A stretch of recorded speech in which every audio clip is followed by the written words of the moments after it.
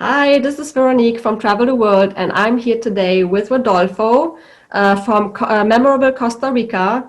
We're having a few issues with the camera, but it's fine. We'll just go with it. Hi, Rodolfo. How are you? Thanks for joining me today. Hi, Veronique. How are you? How's everything going? Good, good, good. So Rodolfo is my destination expert. I like to work with destination experts to customize the trips. And Rodolfo will give us a little bit more information about Costa Rica today.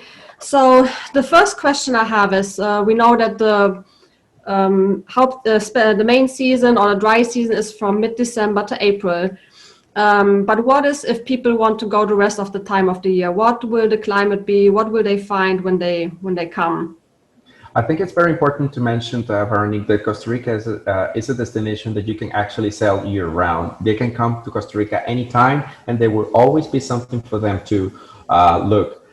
Like you said, December to April is our dry season. So if you have clients that are looking for something more like, sunshine, sunshine, and nothing more sunshine, that is the best time to visit. Okay. However, I strongly recommend clients also to visit from May and June because it's a transitional time to the green season.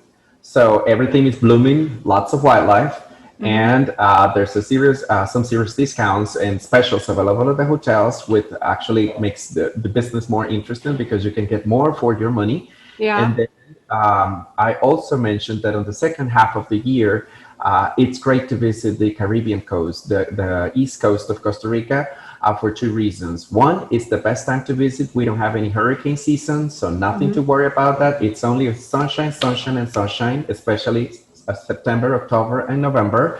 And it also matches to the total arrivals on the east coast. So it's something really nice. Okay, and if there is rain, how does it look like? Is it just quick bursts of rain, or is it mainly nighttime, or can it be that it rains for days on end? It's more like quick showers in the afternoon or in the evening, so it doesn't really interrupt anything related to the clients or your itinerary. You can actually go zip lining, whitewater rafting, go hiking, and visit the volcano, and you wouldn't have any problem. So Okay, that's great. Yeah, great, great, great. Now, how much time would you say should you plan to have a good time to see most of the areas that people come to visit? What would be a good time to start with to come to Costa Rica? I would say that any time between 1 to 2 weeks. It really depends on what you want to see. If you have, time restrictions and you can only travel for 1 week, I would say in 1 week you can explore two sections of the country. I normally recommend split the vacation in half. So the first section of the country, they can go to the rainforest, to the volcano, they can do all the adventures. And then on the second half, they can head to the ocean and then just sit back and relax on any of the beautiful properties that we sell on the coast. And that will give them a well-rounded experience for what Costa Rica is for a short period of time. However, if they can come and extend for 2 weeks, that will give them the opportunity to explore not only the Caribbean and the West Coast, but also they can see more in the inland regions, the rainforest, the cloud forest, even the city, and with all of the different habitats and all the attractions that are available in the country. Ah, that sounds great. So, um, talking about the type of people that come to Costa Rica, I do have families also that like to travel. Some have smaller kids, some have older kids. In general, sometimes you hear, ecotourism to Costa Rica because there's so much nature, but I do know you have all-inclusives too, so it's a wide variety. What is the typical type of visitor that would come to Costa Rica, and is it also good to come with small kids? Costa Rica it's good for anybody. For anybody can come to Costa Rica, and I'm sure they will have a lifetime, a trip of a lifetime. However, if they come here with kids and toddlers, it's best to let you know in advance, Veronique, so that I will be more than happy to give you proper advice about where to go and the things that are available for them. Yeah. I'll give you a couple of examples. It's not the same coming with kids of 7, 8 years old, where you can actually go whitewater raftings, or going with toddlers, where I strongly suggest going on a river safari, on a river floating instead. They will still have the same chance to see lots of wildlife. They will have a lot of nice time, but the difference is the safety aspect of it, of Yeah. course.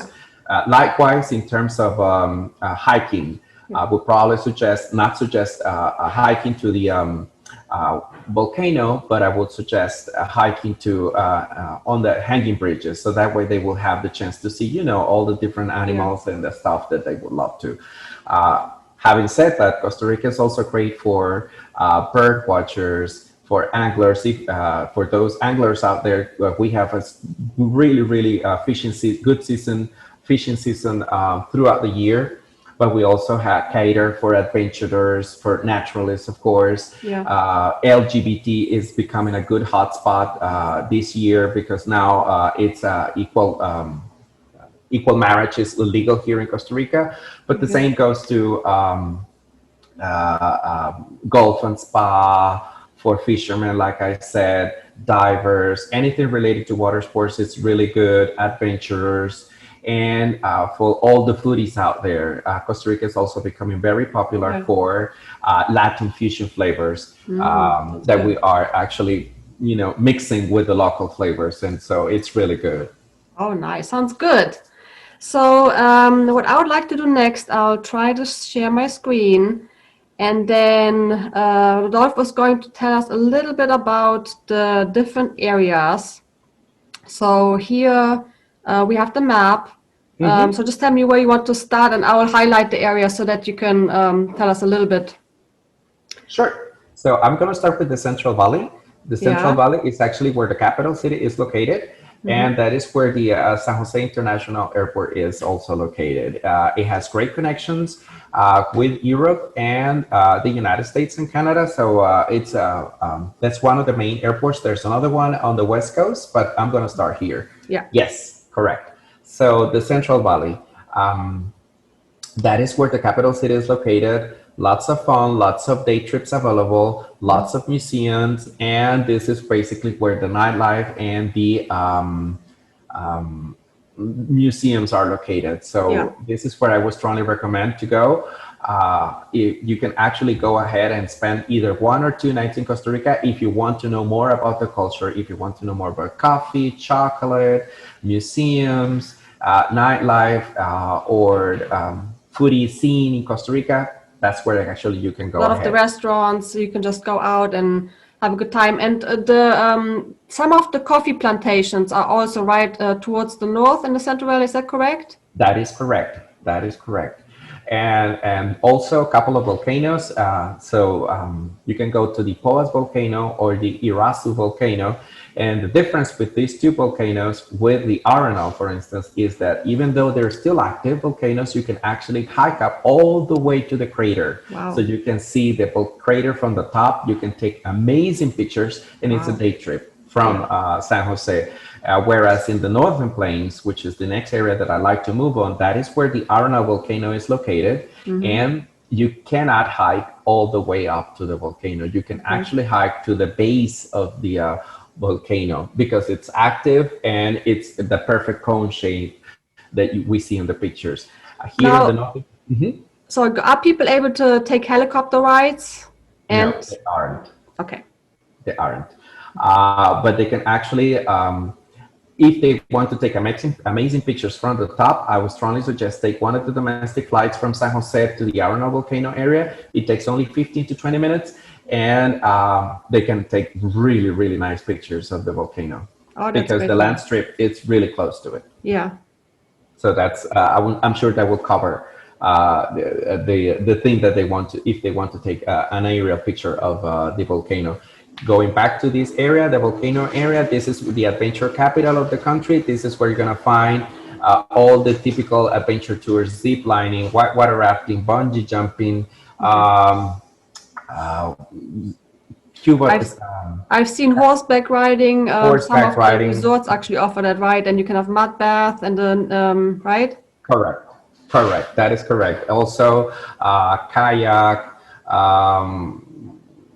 Yeah, that's a lot Did of I activities. mention mountain biking? Lots of. I mean, you can go as adrenaline junkie as you want to, where you Yeah. can be as active as you want to. And of course, this is where the hot springs are located. So it's Mm-hmm. really, really nice. And like I was just saying at the beginning, this is an area that I would strongly recommend to visit for, I know, probably 3 nights, 4 nights, and then head up to Guanacaste on the West Coast Mm-hmm. and then finish their vacation over there. Here in Guanacaste is where the other international airport is located, is the Liberia airport. So it gives them a really good chance to, take an airport transfer directly from the ocean, from their from their beach hotel directly to the airport. We're talking about 15 minutes to an hour and a half, depending on the area. Nice. Here in Guanacaste, this is where the big resorts are located. This is where the all-inclusive are located. Yeah, here. And that is true. And lots of different beach types. So it's very important to let you know what type of beach experience they want to, if they want to learn to surf, if they want no waves, if they want white sand, or if they prefer amazing views or Yeah. great sunsets. It really depends because we're talking about small bays all over the coast. So that changes from one point to the other. All right. Heading down on the same peninsula in Punta Arenas, we're gonna find the new Nicoya Peninsula. That is the up and coming destination. I would put that Guanacaste would be the Cancun, Punta Arenas or the Nicoya Peninsula will be the new Tulum. This is where the new destinations are located. Very relaxing, laid back, Yeah. perfect luxury. So everything is small. This is for people who enjoy more of renting a bike and explore. Yeah, this is down in the peninsula. There are no big resorts. Everything is small. It's boutique-ish. If you hover over the Punta Arenas sign, Yeah, here. yeah, that is the area that I'm talking about. Yeah. I Exactly. sorry. Yeah. So, this is more for that. Very important. This is lots of expats living there, so Yeah. great opportunities for dining out. Ah, Moving okay, good. forward to the Central Pacific, this is where the Jaco and Manuel Antonio area are located, very, very close one to another. Yeah. And whenever I have clients sending there, I strongly suggest using the San Jose International Airport instead because it's way closer. Yeah. So right So here from there you can go down. Yeah. correct. So the difference between the Central Pacific compared to Guanacaste, for instance, is that in here in the Central Pacific, this is where you're going to find the jungle and the forest mixed with the beach. So the Okay. jungle and the forest goes all the way down to the sand. So it's really nice, lots of wildlife. Yeah. This is also in Manuel Antonio, the place where you can find the 4 different types of monkeys that we have available and lots of Costa Rican authenticity, Costa Rican hospitality, no big resorts, no Okay. all inclusives in this area, but amazing ocean views, great dining options.